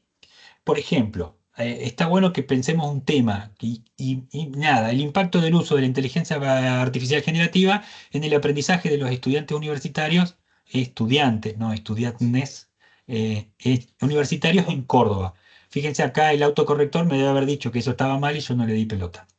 Y entonces el desafío para que ustedes lo trabajen es que diseñen un prompt que obligue a la IA a ser crítica y explícita sobre sus limitaciones y sesgos en esto que le estamos pidiendo que haga. ¿Sí? ¿Por qué? Porque cuando nosotros empezamos a pensar esto, lo ideal sería que no lo hagamos en la computadora ya y se lo pidamos que nos lo dé, porque cuando lo hacemos así, empezamos a corregir sobre lo que la computadora hace. Entonces yo les propongo que volvamos a el esquema de cuando la programación iniciaba, que se escribían a mano los programas, después se pasaban a la computadora. ¿Sí? Si ustedes desarrollan la habilidad de poder pensarlo al prompt y después escribirlo y de cómo hacer para que ese prompt tenga la mayor ética posible y la reducción de sesgos, van a empezar a pensar en la posibilidad de ser críticos con los prompts de otras personas o con lo que ustedes encuentren por ahí. Hay una mano levantada de Fernando. Sí, no, me hace pensar por ahí el tema este de los sesgos, el tema de, por ejemplo, un chico que tiene acceso a una biblioteca de pocos libros en Sí, un pueblo chico, está en la misma, se podría decir, comparado con la inteligencia artificial, estamos más o menos en el mismo escalón, porque por ahí lee un libro de un determinado autor y cree que ese fue el autor de ese libro y resulta que es una copia hecha por alguien más o un resumen, y entonces por no tener esa información termina pensando que es esa persona, o con la música también ocurre lo mismo. Y después te viene otra persona que sí sabe y que tiene más conocimiento y le dice, no, pará, eso no lo escribió fulano, lo escribió Mengano, por ejemplo. sí, el tema es que hace este chico que Ocurre leyó mucho. ese libro y creyó que ese era el autor cuando alguien viene desde otro lado y le dice, estás equivocado. Tiene el choque Sí, pero ¿qué va a hacer con ese choque? y va a Y aprender. acá viene una parte muy importante y que hablaba hace un rato algo, Pablo, de esto, que tiene que ver con una epistemología, que es cómo construimos el conocimiento y decidimos qué conocimientos son válidos, ¿sí? La epistemología es la ciencia que dice qué es ciencia y qué no. Y la ciencia, para reconocerse como tal, lo primero que hace es que todos nos paramos sobre hombros de gigantes. Es decir, yo hago esta filmina y las publico acá y se las muestro a ustedes. Pero van a ver que yo al final le reconozco parte de autoría a las inteligencias artificiales que usé, ¿sí? Para tomar desde ellas estos modelos y estas ideas. ¿Sí? Yo le digo, yo quiero hacer esta prueba así, así, así. Dame los 3 pasos en un slide para PowerPoint. ¿Sí? Entonces la inteligencia artificial toma lo que yo le estoy diciendo y lo acomoda a esto. Ahora, si yo después no digo, miren, yo para esto usé ChatGPT o para esto usé Gemini o para estas imágenes las generé con Ideogram, no estoy reconociendo la autoría. Ahora, cuando yo le digo a Ideogram, ¿de dónde sacaste esta foto? Ideogram no me lo va a reconocer. ChatGPT no me va a decir porque dice, no, no te sabría decir. Está dentro de la información con la que fui entrenada o entrenado. ¿Sí? Y hay otra cosa muy importante que funciona también como un sesgo, y todos estamos sentados frente a computadores y ustedes son muchos interesados en la informática o en la programación, y es que hay un estudio que se hizo hace mucho tiempo por la gente que veía cómo mejorar el uso de las computadoras y la relación entre humanos y computadoras, y es que si yo tengo que contestar una encuesta valorando el uso de un software, si lo hago en cualquier computadora de la oficina, voy a dar un resultado más objetivo. Ahora, si lo hago en la computadora que yo uso todos los días, con esta computadora yo tengo una relación. Y entonces no voy a querer que esta computadora se ofenda si yo la critico. A pesar de que sea lenta, a pesar de que el monitor no encienda, a pesar de que no se conecte a internet, como es mi computadora y yo tengo una relación laboral todos los días, es más, a veces tiene este nombre la computadora, tiene algún adorno, tiene un fondo de pantalla que es mío, tiene un usuario con el que me logueo. Entonces tengo una relación con este objeto con el que interactúo y a su vez si este objeto me devuelve cosas porque todos los días me muestra un fondo de pantalla distinto, me muestra alguna imagen, me muestra la temperatura, reconoce mis gustos en cuando me muestra los usuarios, ¿sí? Y entonces mi valoración del software va a ser mucho más benevolente si uso mi computadora que si uso otra. Y eso ya es un sesgo que la gente no nos damos cuenta cuando lo hacemos. ¿Sí? Entonces, todos estos procesos están totalmente investigados. No es que yo soy el genio que se me ocurrieron a mí. Estas son cosas que voy leyendo por ahí. Después, si quieren, les puedo pasar un listado de libros para leer para esto, pero son muchísimos. ¿Sí? Esto es The Man Who Lied to His Laptop. El hombre que le mintió a su computadora. ¿Sí? La traducción. Y esto es esa investigación de cómo los humanos interactuamos con las computadoras y nos relacionamos con ellas. Y que es el grupo de gente que descubrió, por ejemplo, que el clip de Microsoft no funcionó en su diseño cuando estaba en Word y en Office, aparecía un clip y aparecía un Einstein y te hablaba, ¿sí? ¿Y por qué no funcionó? Bueno, ellos fueron los que investigaron por qué no y cuando encontraron una solución, Microsoft dijo, no, no se preocupe que lo vamos a sacar. Eh, el otro libro que les puedo recomendar se llama The Most Human Human, El hombre más humano, y es de un escritor norteamericano que seguía de cerca, porque le interesaba, la prueba de Turing que se hacía en Inglaterra una vez al año, se llevaban todos los modelos de inteligencia artificial y se elegía. Ustedes saben cómo funciona el test de Turing. O sea, hay una persona que se comunica a través de una puerta con tarjetas, ¿sí? Con el otro lado y va haciendo preguntas y va conversando. Si la mitad de las veces no puede saber si el que está del otro lado es una persona o una computadora, en esa conversación que va teniendo, quiere decir que del otro lado se encuentra una computadora que piensa. ¿Sí? Más o menos a grandes rasgos ese es el test de Turing.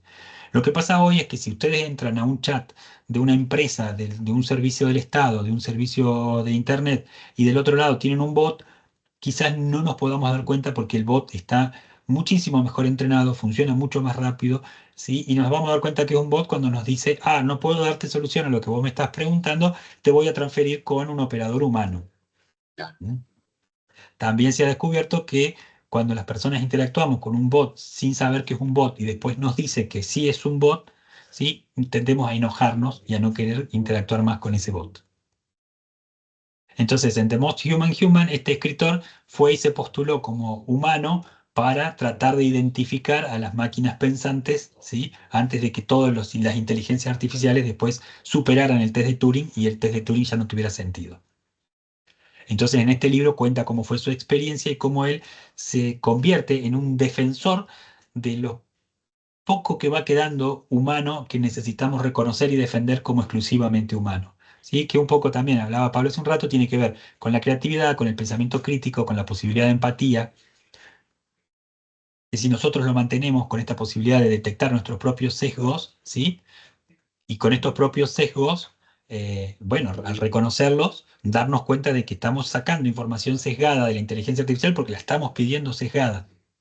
¿Sí? Y que entonces no vamos a ver ni el sesgo que ya tiene los que le cargaron la información, ni el sesgo que tiene del entrenamiento, ni el sesgo que tenemos nosotros, ni el sesgo con la que la compartimos. Y entonces amplificamos a un nivel el margen de falibilidad de ese error que, bueno, generamos más noticias falsas que verdaderas. Vamos hasta acá.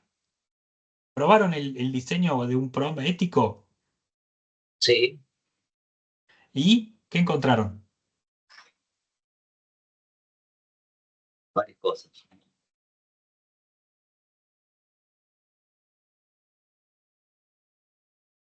¿Se les ocurrió algo? ¿Se les ocurrió cómo hacerlo?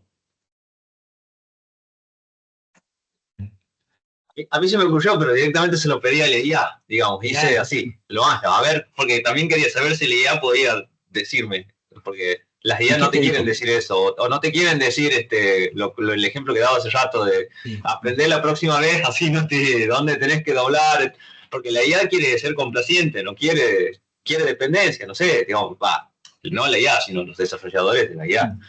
Está bueno esto de diferenciar. La IA no quiere nada. O Claro. sea, la IA es una aplicación que corre. Simplemente funciona siguiendo los parámetros que le dieron. Entonces no tiene deseo, no es que quiere algo, ¿no? Pero nosotros le atribuimos. Y ya cuando le atribuimos estas funciones, ¿sí? Es como que ya me enojo o se enojó, por eso me contestó así. Y de golpe tendemos a esto, a humanizarla, ¿sí? Le atribuimos subjetividad. Le atribuimos estados emocionales que no tiene, que puede fingir, que puede imitar, pero que no tiene. Sí, Fernando. Ahí con lo que te estaba diciendo recién, me hizo acordar a una entrevista que dio este Gastón Paul, que generó Sí. un asistente de él mismo para contestar cosas, y de repente el asistente empezó a generar citas y entonces lo llamaron por teléfono para decirle, bueno, que iban a estar presentes una hora más temprano, no sé. La cuestión es que él le pregunta quién le dijo eso y dice, no, usted me dijo, y Gastón ayuda, una cosa así. Sí. Yo cuando empezó todo el tema de las inteligencias artificiales generativas, me fui a ver dónde podía jugar con esto y probarla. Entonces fui probando todos los modelos que fui encontrando. Y cuando me encontré con Poe.com permite generar pequeños bots, donde nosotros fijamos un prompt y le damos como un estilo y podemos generar bots. Y se quedan guardados ahí. Eh, y empecé a probar. Y el primero que generé se llamaba EvaChat JP. Así. Y EvaChat JP fue la primera inteligencia artificial peronista. ¿Por qué? Porque me digo, necesito que pueda buscar datos sobre algo muy conocido estadísticamente. Si yo le digo que generara en ese momento, 2023, información a partir de La Libertad Avanza, no iba a encontrar nada en Internet porque era muy incipiente. Entonces, con el peronismo yo sabía que iba a encontrar muchísima información. Y entonces armé un pequeño prompt donde yo le pedía que se comportara como un peronista, que defendiera la justicia social, que defendiera la educación pública y gratuita, que defendiera la salud pública y gratuita, ¿sí? Y le dije que me parecía que su estilo tenía que tener que ver con, no sé, Cámpora, Eva Perón, discursos que pudieran estar grabados en algún lugar y que seguramente el bot cuando armara todo esto pudiera buscar. Y lo solté y lo probé yo y se lo pasé a un par de amigos, porque era nada más que esto, un juego, ¿sí? Y lo más interesante estaba en que después de cualquier alocución, el bot era un defensor acérrimo del peronismo. Y entonces decía, viva Eva, viva Perón, ¿sí? Tomemos las fuentes de la producción, compañero. Yo no le pedí que haga eso, pero bueno, ese fue el desvío. Entonces, si yo chateo con esa inteligencia, tiene ese sesgo marcado que yo le puse, más todo lo que se me escapan. ¿Por qué? Porque era un juego, ¿sí? Después traté de generar uno que fuera más borgiano. Dije yo, a ver, vamos a generar un bot que converse como si fuera Borges. Y ahí me costó mucho más porque no había tantos parámetros para poder definirle. Sí, lo que me pasó a mí, y me levantaba de noche pensando es, yo como docente universitario y en psicología, me voy a encontrar con qué, con que hay montones de bots que buscan ser terapeutas. Y los probé a los que encontré a mano y la verdad que hacían agua por todos lados. Tenían 4 o 5 respuestas, 1 o 2 capas y después hacían agua. Después te decían, bueno, recurra a la ayuda de un profesional. Esto debería, ¿sí? No tenían cómo responder. Y entonces dije, no, yo necesito que la inteligencia artificial me proporcione algo que yo necesito, y es material para que mis alumnos se entrenen. Y entonces al principio pensé en pedirle que me escribiera casos ficticios, yo revisarlos para que después los alumnos los pudieran trabajar, y ahí me di cuenta de que eso era un error de pensamiento, de que yo lo que necesitaba era que el bot simulara ser un paciente e interactuara con mis alumnos, para entrenar a mis alumnos con un bot que hace de paciente. Entonces es un bot que no les da información sobre lo que tienen que hacer, sino que responde a las preguntas como si fuera un usuario de salud mental que está acudiendo a una primera entrevista. Entonces mis alumnos tienen que poder detectar cuando esas respuestas se van de mapa y no corresponden a lo que sería un usuario con esa problemática, tienen que poder arribar a un diagnóstico, tienen que hacer una propuesta de abordaje terapéutico y lo hacen de manera interactiva. Entonces, ahí lo que se me ocurrió es eso, una inteligencia artificial que usándola ayudara a que alguien que la está usando mejore en ciertas habilidades y no que esas habilidades sean reemplazadas. ¿Por qué? Pues si no caemos en lo que hoy se llama un sedentarismo cognitivo. Si yo recaigo siempre en el GPS para que haga esto, si siempre voy a la calculadora para hacer las cuentas, si siempre voy a la inteligencia artificial para que me responda a los mails, cuando alguien me suelte en un momento y me diga, che, ¿por qué no respondes este mail y no tengo internet? Ah, ¿cómo hago? ¿Sí? Delegué, hice lo que se llama delegación subjetiva, delegué cosas que son subjetivas mías a un programa. Y entonces este programa me dice cómo sentirme, cómo levantarme, qué tengo que hacer hoy, qué no tengo que hacer hoy, qué me tengo que acordar. ¿Sí? El ejercicio de escribir en la agenda todo lo que tengo que hacer yo el día de mañana a mano hace que yo me acuerde. Yo mañana cuando me levante ya anoté toda la noche, a la noche antes de acostarme lo que tengo que hacer, mañana me va a resultar más fácil acordarme. ¿Por qué? Porque lo pensé, porque lo escribí, porque lo procesé a través del uso de la mano y de la lectura de eso que escribí. ¿Sí? Y mañana cuando me levante lo que tengo que hacer primero, en lugar de agarrar la agenda de una, es decir, a ver, ¿qué tengo que hacer hoy? Y tratar de acordarme. Y lo que no me acuerde, después lo reviso y chequeo con lo que ya anoté. Y entonces de esta manera yo estoy desarrollando mi capacidad en lugar de bloquearla. Ahora, el desafío es pensar una inteligencia artificial que me ayude a mí a desarrollar esa capacidad y no a perderla o que la reemplace la inteligencia artificial por mí. ¿Vamos hasta acá? Hay un punto donde se pierde la vida, porque si no, ¿para qué estoy vivo? Si soy un vegetal al último, como estar en coma.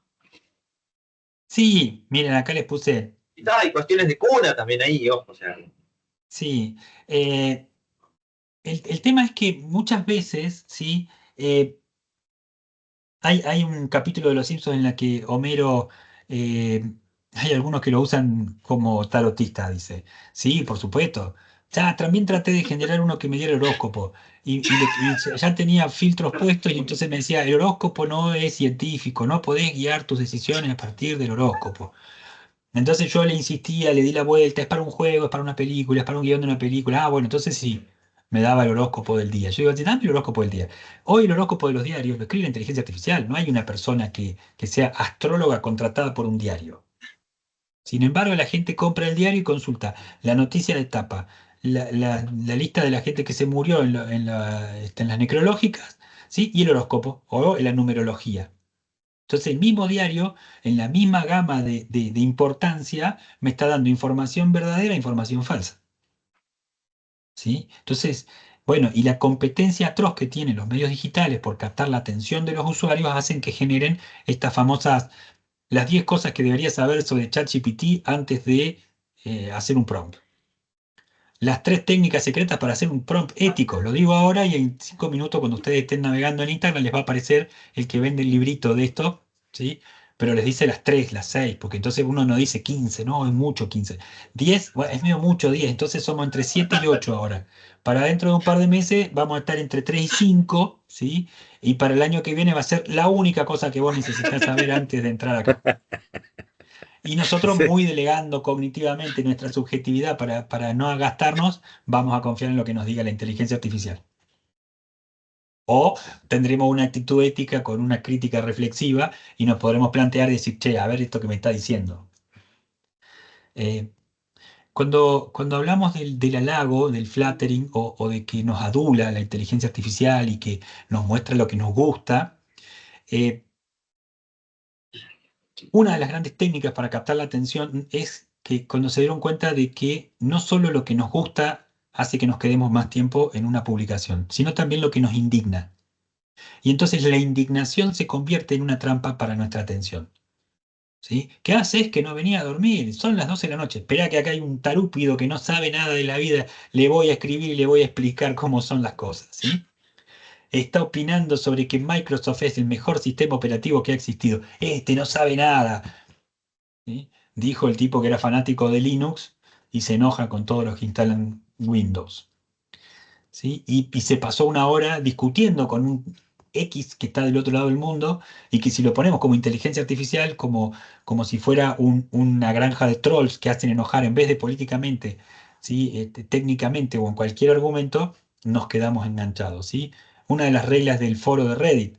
Si ustedes piden ayuda y le dicen a alguien, ¿cómo hago para hacer esto? Nadie te contesta. Ahora si vos decís, ay, logré hacer esto, lo hice así, así, así, y digan algo que nada que ver, la gente va a venir y los va a corregir mucho más rápido de lo que les va a ofrecer ayuda. No, ¿qué estás diciendo? Mirá lo que dice este, no sabe nada. Y van a tomar un montón de su tiempo y su atención en darnos la respuesta. Entonces, todo esto funciona dentro de cómo están armadas las aplicaciones y dentro de ese sistema está montada la inteligencia artificial y la inteligencia artificial se va nutriendo de esa información y de esas interacciones con nosotros. Esto es una de las patas, ¿no? Dentro de lo que decía Pablo, para que ustedes vean de los desafíos. Después vienen otros miles de desafíos que tienen que ver con qué va a pasar con esa información que nosotros le damos a la inteligencia artificial, dónde va a parar y quién tiene o no acceso a esa información. Los usuarios de ChatGPT han resultado ser de las cosas más hackeables en los últimos tiempos, más fácilmente hackeables. Y entonces, si yo chateo con la inteligencia artificial y le cuento intimidades mías reales, no sé dónde eso va a ir a parar. Entonces, una de las recomendaciones legales es si ustedes como profesionales le van a pedir un trabajo profesional que les ayude en la redacción, no usen nombres reales, no usen datos reales, ya sea de pacientes, de clientes en arquitectura, en ingeniería, en lo que sea. Pídanle el presupuesto, pero no le den los datos reales, porque si le dan los datos reales y no saben dónde van a parar esos datos reales, bueno, cualquiera sabe que ustedes están haciendo un presupuesto para esta empresa y que le están proponiendo hacer esto a este precio, esa información que ustedes están dando tiene un precio para la inteligencia artificial o para quienes puedan entrar ahí. Entonces, ese riesgo que tenemos como usuarios también es muy importante que lo podamos asumir y manejar. Bueno, creo que sí, que estamos en hora para mí por lo menos. No sé, Pablo. Sí, sí, perfecto, Diego, estamos más que en hora. La verdad que a ver qué dicen los chicos, si les quedó algo pendiente, pero la verdad que tocamos todo, estuvo muy, muy interesante. La verdad. Eh, tengo la actividad de la clase. Ahí paso el link.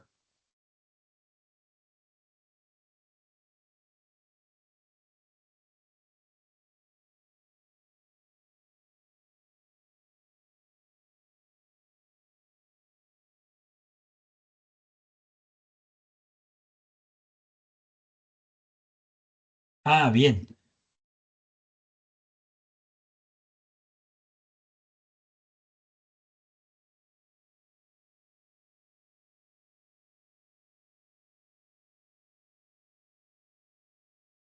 Ah, ahí pasaron por el chat la actividad para la clase de hoy, para lo que quieran hacerla. Está en el chat. Buenísimo, Joaquín Y Mateo. ahora la pasaremos Gracias. por WhatsApp también. Dale, dale, dale, buenísimo. Le contesto, antes de cerrar, gracias chicos, le contesto a Rocío, que dice, no escuché bien lo último de dar los datos personales. Eso tiene que ver sobre todo porque cuando vos como persona, o vamos a pensarlo para no hablarlo de los vos como persona, sino como una organización, no tiene un acuerdo con la IA, lo que ocurre es que los datos que hoy por hoy se usan para entrenar son los mismos que vos vas nutriendo a la IA. Entonces, si vos das datos personales, como por ejemplo decía recién Diego, un presupuesto de tal empresa que ya tiene el nombre y tiene todos esos datos, eso puede ser un riesgo, ¿sí? Todo lo que es información confidencial de una empresa no debería subirse a la IA si no tienen un acuerdo previo. Copilot, por ejemplo, de Microsoft, tiene acuerdos con las empresas en la cual garantiza un entorno en el cual la información, siempre que fluya dentro de esa empresa, no se va a utilizar con otro fin. Pero un chat como ChatGPT, por ejemplo, que con vos no tiene un acuerdo personalizado de ese tipo, corres el riesgo de que esa información se pueda utilizar sin tu conocimiento de hasta dónde puede llegar, ¿no? Entonces eso es lo que hay que tener cuidado con qué tipo de información ponemos cuando le hacemos una pregunta a la IA, como empresa o como persona, ¿no? O como, por ejemplo, un profesional que tiene un cliente o un usuario o un paciente y necesita redactar un informe y le dice, dame un informe para Diego Taquel, el número de documento tal, que tiene esta patología y está haciendo este tratamiento. Esa información, ¿sí? Si yo la escribo en un archivo en mi computadora que no está conectado, está mucho más seguro que si yo lo subo a ChatGPT y asocia esto. De hecho, si ustedes ven, van a ver que las inteligencias artificiales cada tanto ahora se empiezan a referir a nosotros por el nombre que hemos usado de usuario. Entonces te dice, hola Diego. ¿Sí? A mí cuando me dicen hola Diego y yo digo, ay, ay, ay, ¿cómo sabe? ¿Por qué sabe esto? Yo se lo dije, ¿sí? Porque sabe que me llamo Diego, pero también sabe que me interesan las air fryer que están de oferta, pero también sabe que me interesan las bicicletas. Y eso va a aparecer filtrado básicamente para el algoritmo que me va a ofrecer bicicletas y air fryer en cada publicidad. Y entonces, aunque parezca una pavada y vos decís, me está ayudando, en otro punto me está usando la información sin un consentimiento explícito mío, porque yo solo dije aceptar y continuar, ¿no? Y acepté un montón de cosas que no sé ni qué son, y entre ellas es compartir mi información para que sea utilizada con fines de mejorar la aplicación y la vida de las personas. Y entonces me dice, ah, sí que estuviste buscando una crema para los hongos en los pies. Y no sé si yo quería que la inteligencia lo sepa o que todo el mundo lo sepa. Bien. Así es. Bueno, excelente. Por mi lado, le dejo el cierre a Diego, pero agradecerles enormemente. Miren, que la verdad que se hizo súper, súper entretenido todo lo que fue nuestra charla del TIC de hoy, así que gracias por sumarse, esperamos que les haya servido. Y Diego, te dejo el cierre a vos, que estuviste genial. Profe Diego, Bueno, antes, porfa, ¿no sí. escribiría los libros que mencionó hace rato? Mencionó 3 libros, 3 títulos que no me los acuerdo bien, que sonaban muy interesantes por lo que nos comentó. The Most Human Human. The ¿De, Man Mo- Who. de Espera Most? que. Los estoy escribiendo para The Man Who Ah, Lied to His Laptop.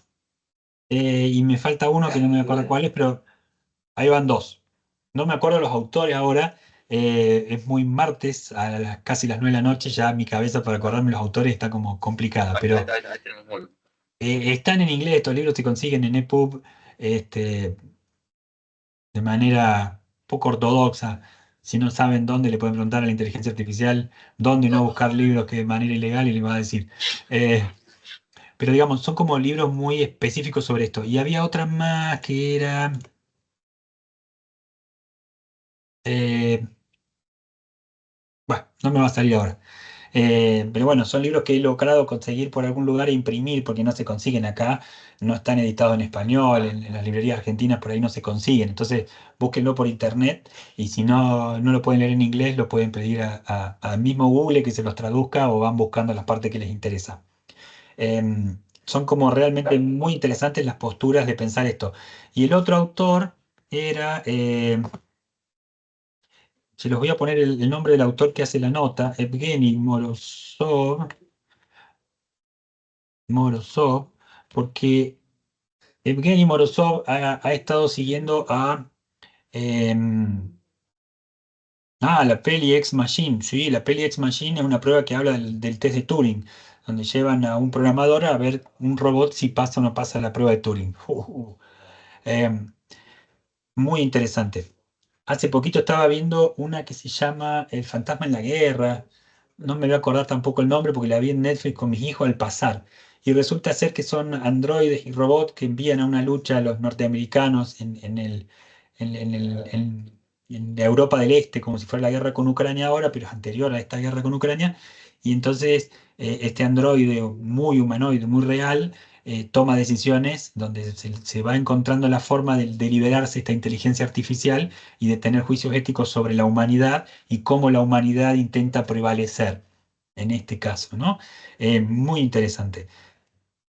Ahí Evgeny Morozov rescata a un psiquiatra en la era del hipismo en Estados Unidos entre el 50 y el 60, que incluso este personaje, Warren Buffett, no, pero no era Warren Buffett, por eso no me va a salir ahora, fue dentro de los tutores de Nicolás Negroponte, dentro de lo que es la informática y los inicios de la cibernética, y es uno de los que plantea que la inteligencia artificial o las computadoras tienen que ser ayudas a mejorar a las personas y un ambiente generativo, un environment que se vaya adaptando a la persona, pero no para la dependencia de la persona, sino para el desarrollo de sus potencialidades, ¿sí? Entonces, en este trabajito de Evgeny Morozov, que salió publicado hace un año y medio por ahí, en el Le Monde Diplomatique, es una pequeña nota donde él presenta a este personaje, y Evgeny Morozov escribió un libro muy interesante que se llama La locura del solucionismo tecnológico.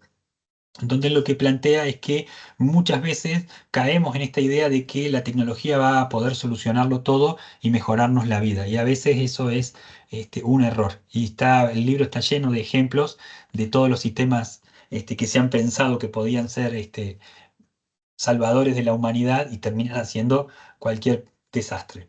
Entonces también es como un planteo para poder pensar la ética como usuarios y como diseñadores o como ecosistema donde se desarrollan programas, aplicaciones, etc.